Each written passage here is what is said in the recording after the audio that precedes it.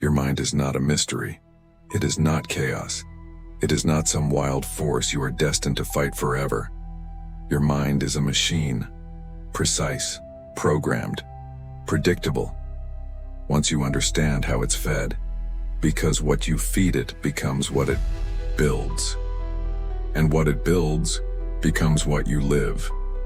This is why the Stoics were obsessed not just with discipline, but with input. They understood. You cannot expect peace from a mind trained in panic. You cannot expect clarity from a mind fed confusion. You cannot expect confidence from a mind that consumes doubt all day. Your mind repeats what it rehearses. And most of what you rehearse, you don't even choose.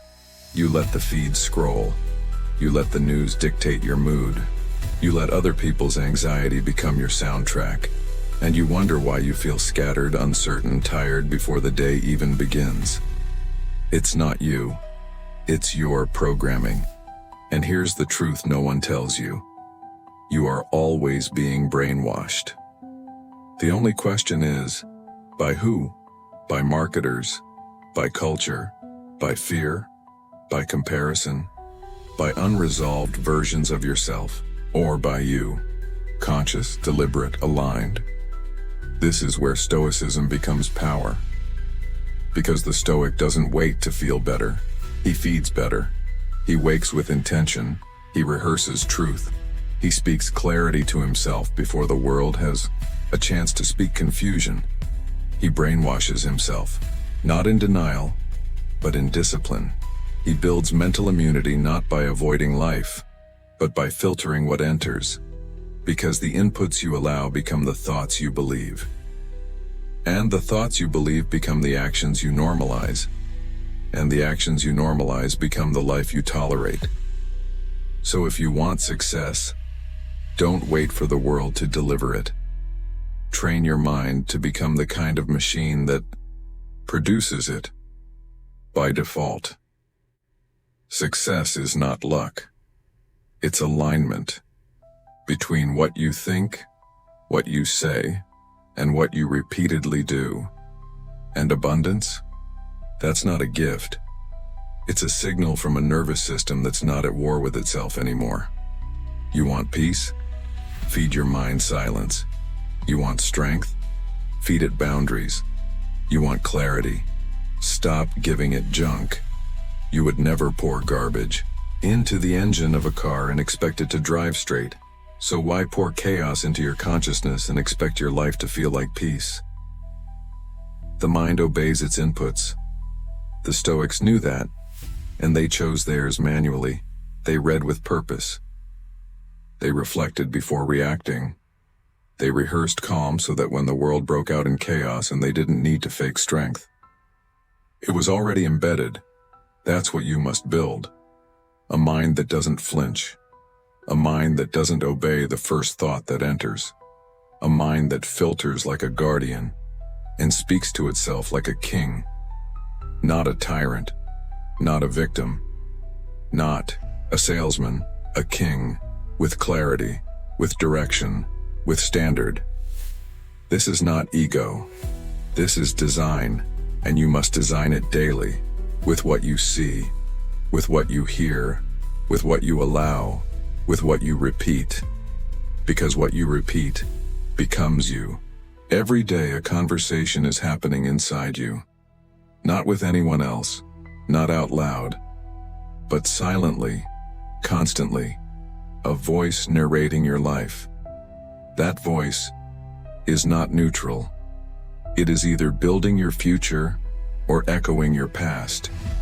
It is either supporting your direction or sabotaging your progress. And the most dangerous part, you've been listening to it for so long you don't even question it anymore. But the Stoics would. They always did, because they knew. Your inner dialogue is your operating system. And if your system is corrupted, you don't need more motivation. You need a new language, not a new language to impress others, a new language to instruct yourself. Because the most powerful brainwashing doesn't happen in public. It happens in private. In the things you repeat when no one's listening, in the words you whisper to yourself right after you fail, right before you risk, right when you're alone with the weight of your own life. So stop now and listen. What do you tell yourself when things get quiet? Do you speak like a builder or like a doubter? Do you command your next move or narrate your old fears? Do you prepare yourself or pre-blame yourself? Because this voice is shaping everything, and if you don't own that voice, the world will. It will fill your head with what you should be, with how far behind you are, with fear disguised as practicality, with shame disguised as humility, with limitation disguised as realism. And you'll obey. Not because you want to, but because you never knew you had a choice. The Stoic knows. He knows he cannot stop the voice, but he can train it. Not with lies, not with empty affirmations, but with language rooted in ownership. So, instead of, "I can't," he says, "I haven't yet." "I failed," he says, "I learned." "I'm not enough," he says, "I'm becoming more aligned." "I'm stuck," he says, "I'm pausing with purpose." That's not sugarcoating. That's strategy. Because language is not just description, it's direction. And the man who controls his words controls his trajectory. So write new code. Speak to yourself the way a master commands a tool. With clarity, with brevity, with intention. Cut the noise. Cut the self-insult dressed as honesty. Cut the weak disclaimers before you even try. And install a new voice. One that doesn't beg for outcomes but instructs behavior. One that doesn't worship mood but respects momentum. One that speaks with the weight of someone who understands. My words are orders to my future self, so I must speak like a leader, not a victim. This is the brainwashing most never see. Not on screens, not in media, but in the mirror. And when you master it, you don't just think differently, you walk differently. Because the man who leads himself doesn't wait for anyone else to. Your environment is not passive, it's not background, it's not invisible. It is speaking to you every second, shaping your thoughts, shaping your posture, shaping your pace, shaping your belief about who you are and what you're allowed to become. The Stoics understood this. They weren't just philosophers of internal strength. They were curators of external order, because they knew the mind becomes what it's surrounded by. And if you don't design your environment, it will design you. Most people never realize this. They think their space, their habits, their circle is just how life is, but nothing is neutral. The screen you leave on, the voices you listen to, the clutter you tolerate, the tone of the people you let close, the energy of the room you call home. It all becomes data that your subconscious absorbs as truth. And over time, that data turns into identity. You start moving slower, thinking smaller, accepting less, not because you chose to, but because the environment convinced you. This is normal. But the Stoic doesn't accept normal. He creates intentionality. He curates, not passively, but ruthlessly. Not with aesthetics, but with alignment. Because your space, your inputs, your companions are not decoration. They are programming. And if you don't guard that programming, you will wake up one day deeply misaligned. And you won't even know why. So here's the habit. Audit your environment. And remove anything that lies to your potential. Start small. Start with one drawer, one account you unfollow, one room you clean until it reflects order, not chaos, one conversation you step out of because the tone insults your future self. This is not superficial. This is strategic, because your nervous system learns through repetition. And if you repeatedly place it in environments of anxiety, distraction, disorder. You are not just managing stress, you are normalizing it. But if you choose better, if you build an environment of clarity, of rhythm, of high standards, you build a new baseline. One that makes peace familiar. One that makes discipline automatic. One that makes self-respect inevitable. That's what the Stoics built, not temples, not palaces, but inner sanctuaries, anchored by the external simplicity they curated every day. Because when your environment is clean, your thoughts don't have to fight as hard to stay clear.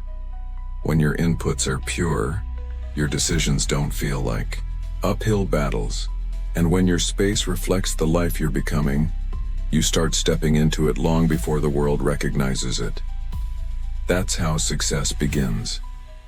Not with a vision board, but with a boundary, a standard, a choice to no longer live inside clutter, noise, and contradiction. This is your responsibility, because no one else is coming to clean your desk, to protect your feed, to remove the draining voices, to design your routine, to choose silence over static. That's your job. And the man who does that job without excuse, without waiting for ideal conditions, is the man who becomes inevitable, not because he's lucky, but because he lives in a system designed to support who he's becoming. The world sells transformation like it's a moment, a breakthrough, a light switch. But the Stoics knew better. They didn't wait for lightning. They built thunder one silent step at a time. They understood. Repetition doesn't just create habits, it creates identity. You don't become strong because you think strong thoughts once. You become strong because you repeat strength in private until it becomes your nature. You don't become calm because you take one breath. You become calm because you train your nervous system, over and over, to choose stillness when chaos invites you to scream. That's not chance. That's programming. That's rewiring. Because repetition is the only language your subconscious obeys. Not what you say once, not what you hope for, but what you repeat. So here's the Stoic shift. If you want to change your life, don't chase moments, chase patterns. And the simplest way to shift a pattern is through one repeated, deliberate act, done without applause, without hype, without needing it to feel special. Because success is not a spark, it's a script. And you write that script by what you rehearse in silence. Most people repeat what's familiar: doubt, complaining, scrolling, escaping, tension. Then they wonder why they feel stuck. It's not mindset, it's muscle memory. Your nervous system doesn't change from information. It changes from immersion, from doing it again and again, until it stops feeling like effort and starts feeling like home. That's what brainwashing really is. It's not a bad thing, it's a tool. The question is on who's holding it, because you can brainwash yourself into limitation, into emotional volatility, into thinking success is always almost yours, but never really. But you can brainwash yourself into power, into pattern, into stillness, into automatic excellence. How? By deciding today to repeat what aligns, no matter how small, no matter how boring, no matter how invisible. Because the smallest repeated act is more powerful than the biggest unpracticed idea. So choose your reps wisely. Do you want to repeat anxiety or breathing? Do you want to repeat comparison or focus? Do you want to repeat doubt or direction? Because life is repetition. And the Stoics didn't resist this. They used it. They repeated their principles daily. They reviewed their actions nightly. They practiced self-command like it was a skill, because it is.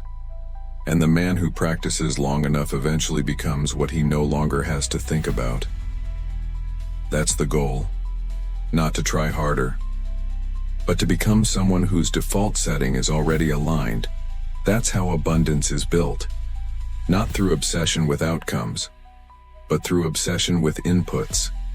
And when your inputs are repeated, they form the groove your life moves inside. So, ask yourself, what groove are you digging? And are you willing to stay in it long enough for it to become effortless? Because when repetition becomes rhythm, identity follows. And when identity follows, you don't chase results. You attract them. Your first hour is not just the start of your day. It is the foundation of your identity. It is the opening scene of your mental movie. And how you write it will decide the tone of every frame that follows. The Stoics understood this. They didn't wake and rush. They didn't check for opinions. They didn't begin the day by consuming. They began by anchoring. Because they knew, if you don't own your first hour, you've already surrendered your mind for the rest of the day. The modern world trains you to wake into reaction. Reach for your phone, scroll, absorb, reply, panic, rush. Apologize for being behind when the day hasn't even started yet. And in that state, you are no longer choosing. You are following noise, following algorithms, following other people's urgencies disguised as your priorities. But the Stoic, he begins differently. He begins with guardianship. He treats the first hour not as a window for performance, but as a gate for protection. Because that hour is sacred. It is where your tone is set, where your clarity is built, where your nervous system receives its first signal. Today, I lead. Not the world, not the inbox, not the algorithm. I lead. So here's the habit. Build a sacred morning. Protect it like your entire life depends on it, because it does. This doesn't mean it has to be perfect. It means it must be intentional. Wake without the world, before the noise, before the pull, before the input. Start with ownership. One breath before thought, one stretch before scroll, one sentence that reminds you who you are, not who the world will try to convince you to become. You don't need an hour of rituals. You need one non-negotiable act that signals, I am not entering today from reaction. I am entering from authority. This is where abundance begins. Not in hustle, but in harmony. Not in adding more, but in removing noise. Because clarity is not something you wait to feel. It's something you build brick by brick, decision by decision, habit by habit, especially in the first hour. And the more consistent that hour becomes, the more unshakable you become. Because repetition turns into rhythm. Rhythm turns into regulation. And regulation turns into a man who walks through the world with presence, not panic. That's what the Stoics trained for. Not to escape pressure, but to meet it from a place so grounded that nothing external could pull them out of alignment. That training started each morning, before the city woke, before the day made demands, before the world asked them to bend. And now it's your turn. Guard your first hour, like it's sacred. Because it is. It's where you meet yourself before the world tries to sell you someone else. There is a moment every morning where your future hangs in the balance. It's not the moment you leave the house. It's not the moment you open the laptop. It's not the meeting. It's not the grind. It's the moment when your mind wakes up and chooses what to serve. Your soul, or your schedule, your values, or your fears, your alignment, or your autopilot. And most people make that decision by default. They don't even realize they're choosing. They just enter the world, scrolling, reacting, apologizing, rushing. But the Stoics knew, before you face the world, you must first face yourself. And not with judgment, but with attention. Because if you don't center yourself, you will be centered for you by a world that profits from your distraction. The advertisements will tell you what to want. The feed will tell you what to think. The pressure will tell you how to feel. And before you've had a moment to breathe, you're already behind in a race you never even meant to run. That's why the Stoic practices solitude. Not isolation, but clarity. Not escape, but alignment. Because he understands. The first person I must meet each day is me before I meet deadlines. Before I meet other people's demands, before I meet expectations, I must meet the man who has to carry it all. So here's the practice. Enter yourself before you enter the world. Sit, stand, walk, write, breathe. But whatever you do it with yourself. Not while checking, not while rushing, not while halfway somewhere else. Give yourself the dignity of your own undivided presence, even if it's 5 minutes, even if it's in silence, even if all you do is ask, how do I want to move today? What do I refuse to abandon? Where must I not follow? Who do I choose to be before the world tells me who to become? These are not indulgent questions. They are survival questions. Because identity is not built once. It is remembered every day before the world can chip it away. And the man who forgets to meet himself will become whatever the world throws at him. Reactive, unclear, tense, chasing something vague he can't even name. But the man who meets himself first, even briefly, walks through life with a posture the world cannot bend, because he knows who he is, and he knows how he chose to begin. That's what you must build. Not just a morning routine, but a ritual of return, a sacred rhythm where you come home to yourself before you set foot into chaos. Because once the noise starts, it's too late to find your footing. You need to build that footing before the current hits. This is not just about success. This is about sovereignty, about walking through life on your terms, and not just in your goals, but in your nervous system. And that starts in the quietest moment of the day. You've been told your whole life, if you want something bad enough, you'll get it. If you deserve it, it'll come. If you work hard, life will reward you. But the Stoics would shake their heads, because they knew the universe doesn't operate on what you deserve. It responds to what you reinforce, not what you hope, not what you fantasize, not what you say when you're feeling inspired, but what you do, consistently, quietly, repeatedly. What you repeat becomes what you invite. Not spiritually, but structurally. Your patterns are either building your next breakthrough or reinforcing your current limitation. That's not judgment. That's architecture. Because life doesn't hand you what's fair. It reflects back what you've normalized, what you've allowed, what you've anchored in behavior so many times that your subconscious no longer questions it. That's why the Stoic doesn't beg for more. He builds for better. He rewires. He replaces fantasy with form. He reinforces clarity through action. Not once, but until it becomes default. Because success is not given, it's installed. Installed like software, line by line, decision by decision, boundary by boundary. And if you don't install it consciously, you'll end up reinforcing a life you never actually wanted, but unconsciously practiced for years. So here's the truth. Your life doesn't rise to your dreams. It falls to your repetitions. So ask yourself, what am I reinforcing every day? When I rush out of bed, am I reinforcing panic? When I say yes out of guilt, am I reinforcing boundaryless living?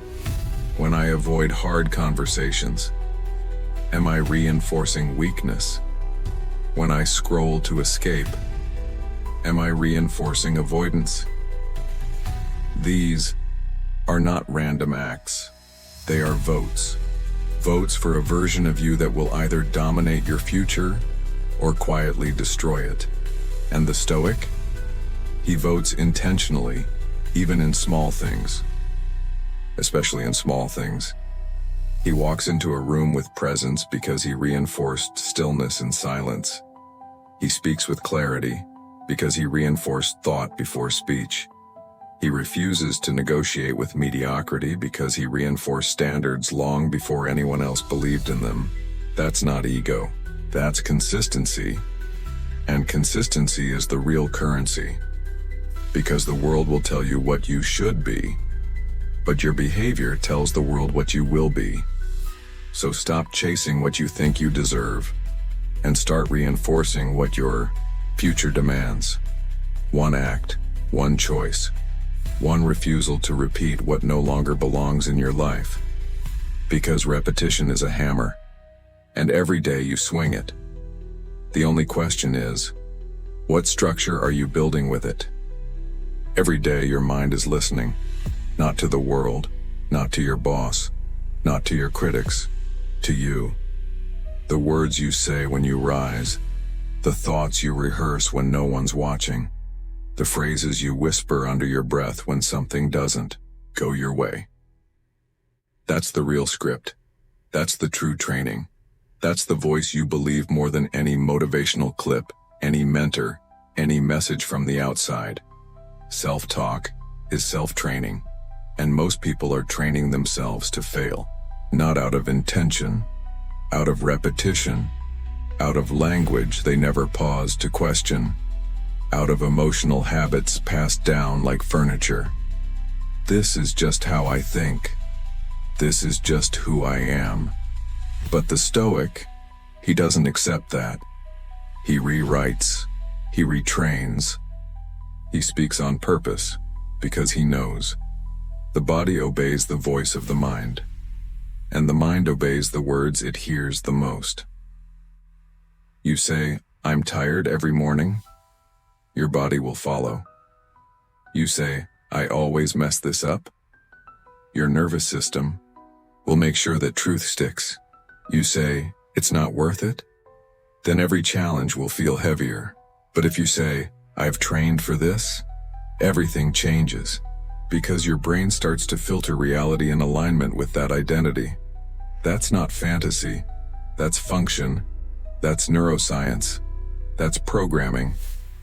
That's why the Stoics practiced thought inspection, daily, deliberately. They asked, "Is this thought useful? Would I say this to someone I lead? What does this belief create? Strength or softness?" And if it didn't serve, they didn't speak it, even in their own mind. So here's the habit. Become your own coach, not your own critic, not through lies, through leadership. Replace, "I can't. I haven't trained that skill yet. I'm stuck. I'm in refinement. I always fail. I'm still becoming. I'm behind. I'm in the right place to make a new move." This isn't fluff. This is fortification, because you're not trying to impress others. You're trying to instruct yourself, and instructions shape identity. The Stoic understood. We do not rise to our potential. We fall to the level of our patterns.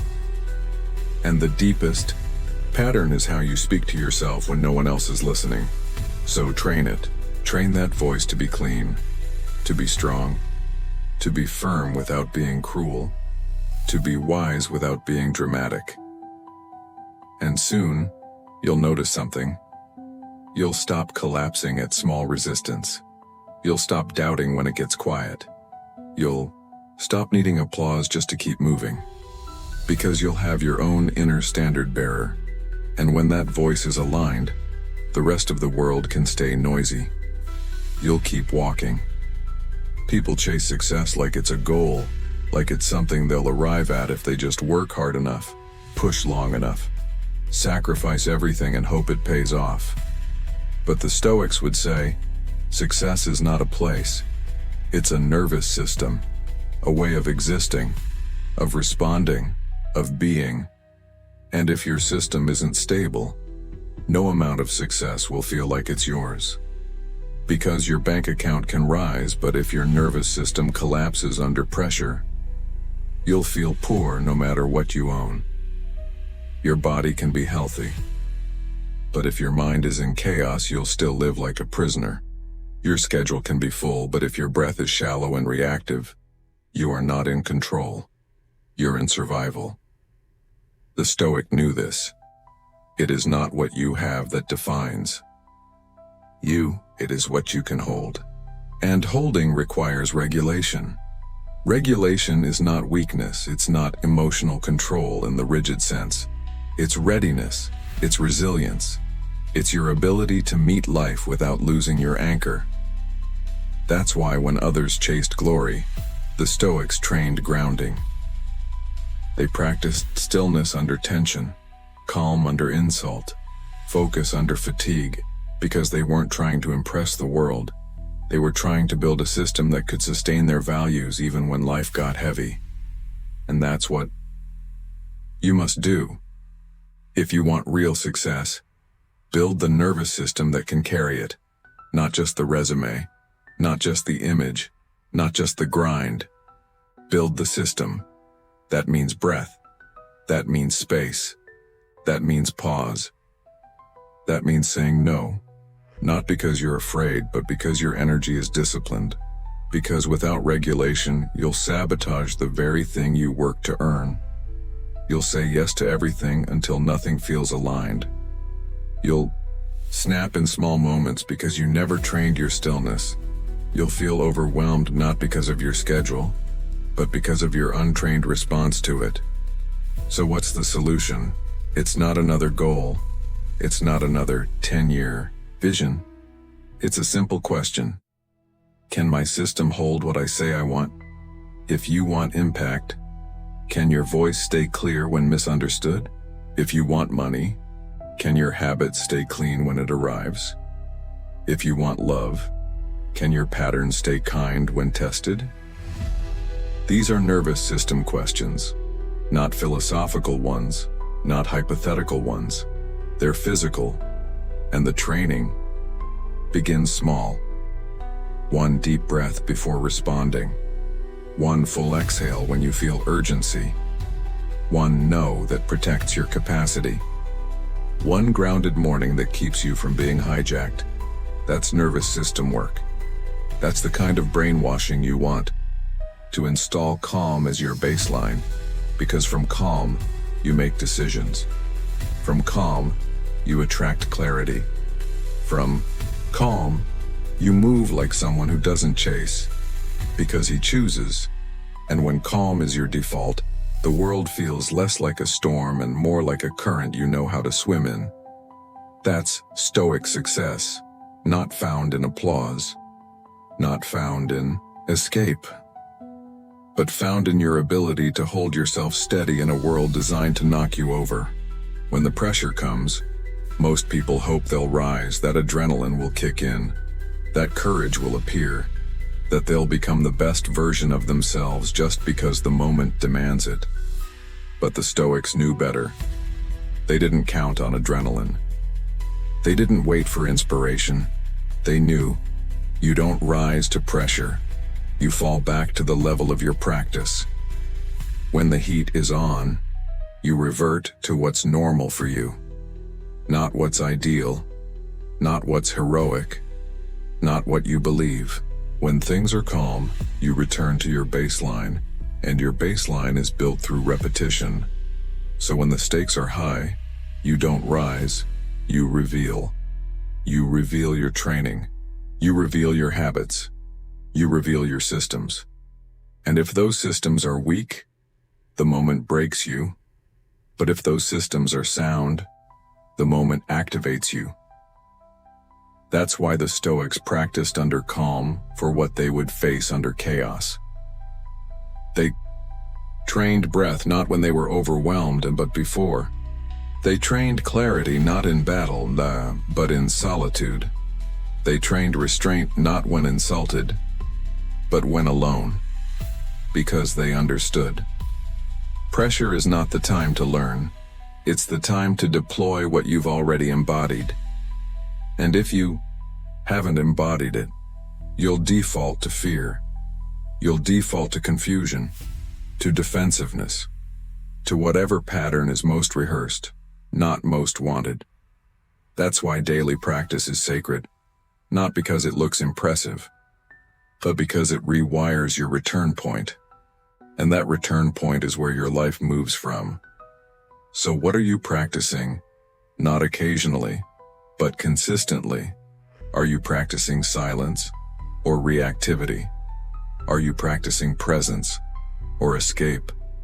Are you practicing alignment or approval? Because whatever you're practicing, you're programming.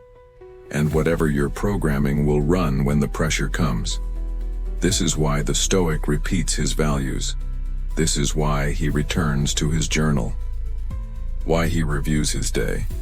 Why he recenters every morning. He's not trying to look disciplined. He's training his default. So that when life accelerates, he doesn't spin out. He simply returns to what has already been rehearsed. This is brainwashing done right. Not by accident, by design. You design your system so thoroughly that your instinct becomes your ally, not your enemy. That when emotion surges, you don't obey it. You observe it. That when pressure spikes, you don't shrink, you respond, because your body remembers what you've repeated. So give it something worth remembering. Not through grand events, but through small daily disciplines that build a man who doesn't need to rise, because he's already standing.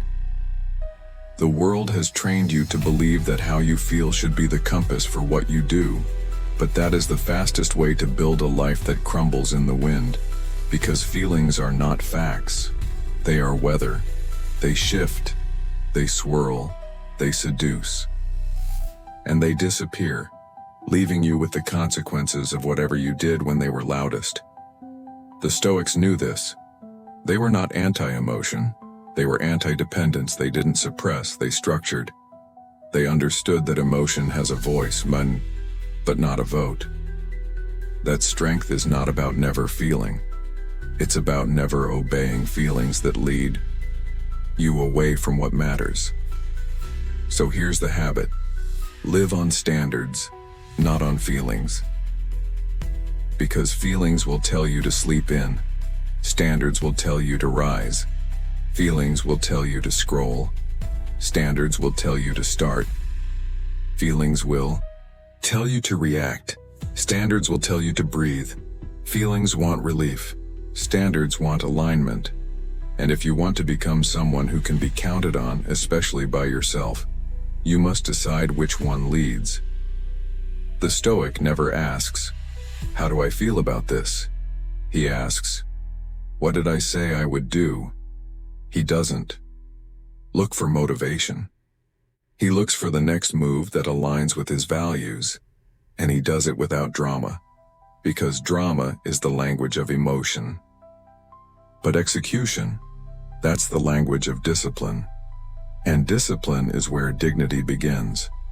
Because when you act from standard, you gain something feelings can't give you. Self-respect. Self-respect is built in those exact moments when your emotions beg for comfort and you choose commitment instead. That's when your nervous system learns, I can trust me. And that trust becomes your confidence. Not loud, not aggressive, but calm, solid, unbreakable. That's the Stoic code. He doesn't rise and fall with his emotions. He rises through them. He feels them, sees them, lets them move. But he acts from principle. Because principle is what endures. You don't get remembered for how you felt. You get remembered for what you chose to stand for, and that choice must be made every day. So define your standards, write them down, refine them, live by them, especially on the days you don't feel like it, because those are the days you separate yourself from the world. Anyone can act right when they feel right. But the rare man, the Stoic, he acts right when everything inside him screams for escape, and in that moment, he becomes free. Because he is no longer a slave to his emotional state. He leads it. He commands it. He respects it. But he does not report to it. That is strength. That is sovereignty. That is the path most won't take because it's quieter. It's not sexy. It's not performative. It's private power. But that private power, it spills into every room you walk into. Because when you live by standards, you no longer need to explain yourself. Your life does the talking. You're not broken. You're just running old code. Code written by fear, by family, by culture, by past versions of yourself who were just trying to survive. And the truth is, you've survived. But now you're here to build. You are not a glitch. You are a system. And systems don't need saving. They need rewriting. The Stoics knew this. They didn't wait to feel inspired. They didn't wish for healing. They became programmers of their own inner world because they understood. If I don't design the code and someone else already has, and that code, it plays every day. In how you breathe. In what you expect. In what you believe you're allowed to feel, do, become. That's why the most dangerous thing in the world is an unexamined thought. Because repeated long enough, it becomes truth. And once it becomes truth, it becomes structure. So here's the final shift. You are the program, but you are also the programmer. You are the voice, but you are also the one choosing what voice echoes loudest. You are the story, but you are also the scribe. And every time you pause before letting your old loop run, you reclaim authorship. Every time you replace reaction with presence, you rewrite your future. Every time you breathe before responding, choose rhythm over urgency, discipline over drama. You install a new baseline. That's brainwashing done right, not from fear, from freedom. Freedom to become what you were never shown. Freedom to lead where no one else ever did. Freedom to speak in a tone your past never heard. You get to do that. Not because it's easy, because it's required. Because the world will feed you chaos. It will reward distraction. It will celebrate short-term noise over long-term clarity. But the Stoic, he sees that pattern, and he opts out. Not by screaming, but by rewriting silently until silence becomes strength. So let this be your reminder. You are not late. You are not broken. You are not defined by the default settings you woke up with. You are code in motion. You are design under construction. You are practice, not accident. And every breath, every morning, every no to the old voice is a yes to the man you are building. Not someday, but today. Not when it's easy, but when it's quiet. And when you forget, return. Return to the root. Return to the pattern. Return to the place where the code began. Because the code isn't fixed. It's fluid, you get to reshape it. Not in theory, but in action. One repetition at a time. One decision at a time. One small moment of sovereignty that compounds into inner dominance. That's stoicism. That's success. That's the abundance. No one can take because you didn't wait for it, you programmed it.